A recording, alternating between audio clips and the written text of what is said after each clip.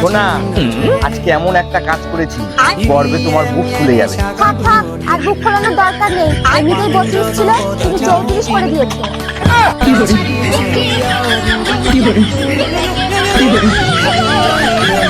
আচ্ছা থাক থাক, আপুটারে আসলে ভুল হয়েছে। আপুটারে বুঝাইছে একটা, বুঝে ফেলাইছে একটা, মহিলা মানুষ না একটু বুঝে গেছে। হ্যালো বন্ধুরা, সবাই কেমন আছেন? আশা করি সবাই অনেক ভালো আছেন। অস্থির বাঙালির নতুন আরেকটা পর্বে আপনাদের সবাইকে স্বাগতম। আজকের এই পর্বটি খুব স্পেশাল হতে চলছে, তাই কিন্তু মিস করি।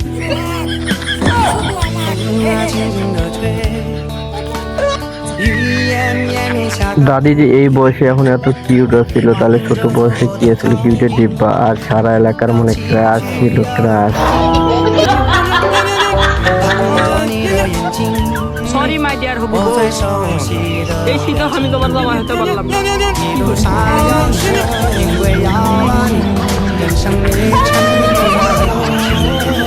আখারি ব্যাচেলার মনে কি কষ্ট, এবারও প্রেমিকের সাথে বিয়ে করতে পারলাম না। এর কষ্ট দেখে আমারই বুকটা ফেটে যাচ্ছে। বন্ধু আয় আয়, তোরে আমি একটা বিয়ের সাথে ব্যবস্থা করে দিতেছি।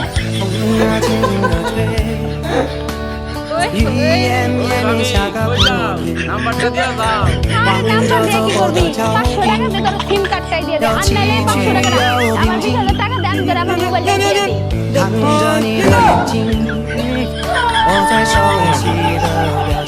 প্রশ্ন হিসেবে উত্তরটা কিন্তু আসলে ঠিকই আছে। আপু সব ঠিকঠাক ভাবে উত্তরটা কিন্তু দিয়ে দিয়েছে। এত যদি নাম্বার নেওয়ার শখ, তাহলে কিছু টাকা দিয়ে দে, পুরো সিমটাই তোমার দিয়ে দিতেছে। মা, আমি আপনার ছেলের সাথে আর সংসার করব না, আমার ডিভোর্স চাই। কি করবো মা? কয়দিন আগে তো তুমি কইলা আমার ছেলে তোমার স্বপ্নের রাজকুমার, এখন আবার কি হইল? স্বপ্ন ছিল, এখন আমার ঘুম ভেঙে যাচ্ছে। বিয়ের আগে প্রত্যেকটা মেয়ে এইভাবে বলে যে আসলে তুমি আমার স্বপ্নের রাজকুমার, কিন্তু বিয়ের পরে তা বাস্তবতা বোঝা যায় যে কে কার স্বপ্নের রাজকুমার আর কে কার স্বপ্নের রানী।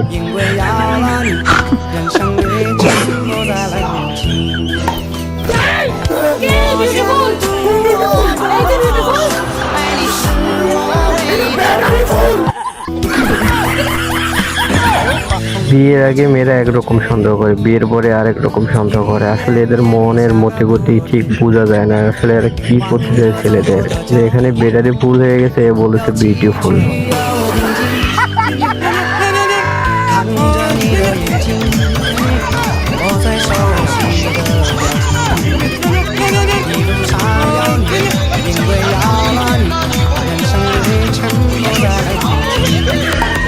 ऐसे में बड़ा सख्त लौटा हूं। বাঙালিরা আসলে কোনোদিনও এরা শুধরাবে না। এরা রাস্তা ঘাটে হাটে বাজারে যেখানে যাবে সেখানেই শুধু তাদের কর্মকাণ্ড চালিয়ে যাবে এভাবে, আর মানুষকে শুধু ওইভাবে বিনোদন দিয়ে যাবে। ধন্যবাদ। রেডি 1 2 3। কি তুমি তো দিলে না কেন? 1 2 3 4 তো বলেন না, আমি তো 4 নাম্বার। 1 2 3, আমরা তো সবাই জানি যে 1 2 3 করলে সবাই রেডি হয়ে দৌড়াদৌড়ি করে, কিন্তু আসলে মানে আপুরা বুঝেই নেই এটা যে আসলে 1 2 3 করলে দৌড়াতে হয়, এই জন্যই সে হেরে গেছে।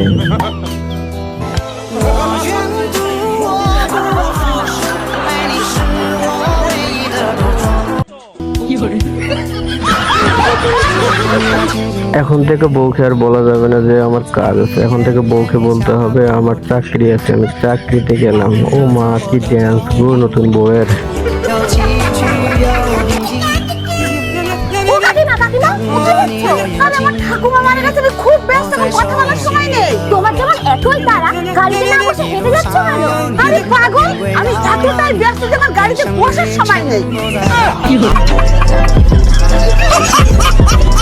দাদির বলে মারা গেছে ঠাম্মা, কিন্তু দাদি তো মোটরসাইকেলে বসারে বলে সময় পাচ্ছে না, তাহলে কেমনে যাবে? সে কি মোটরসাইকেলে হাঁটে হেঁটে চলে যাবে নাকি, না কোথাও উঠবে যে? আরে কি অবস্থা।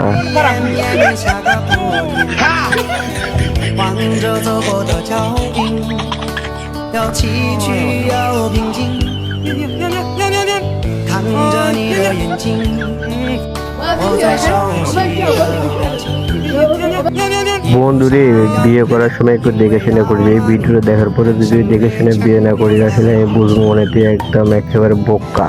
এই মেয়েরে যদি ঢোকায় পড়ো তাহলে জীবনটা হয়ে যাবে তেজপাতা। বিয়ের আগে তো বলেছিলে আমাকে রানীর মতন করে রাখবে, এখন তো চাকরানীর মতন করে রাখছো। আরে আমার আগের বইয়ের নাম রানী ছিল।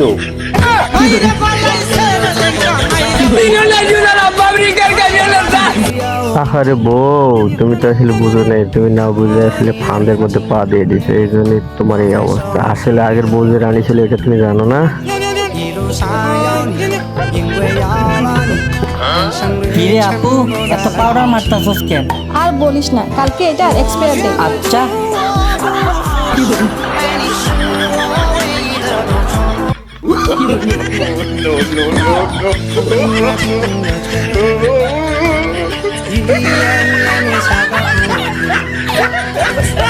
বাঙালিরা ফ্রি পাইলে আসলে কম মাঠে না, কিন্তু কম খেয়েও ছাড়ে না, কম মাঠ খেয়েও ছাড়ে না। এরা কিন্তু আসলে ফ্রি পাইলে মাঠকে আর খাইতে খুব ওস্তাদ।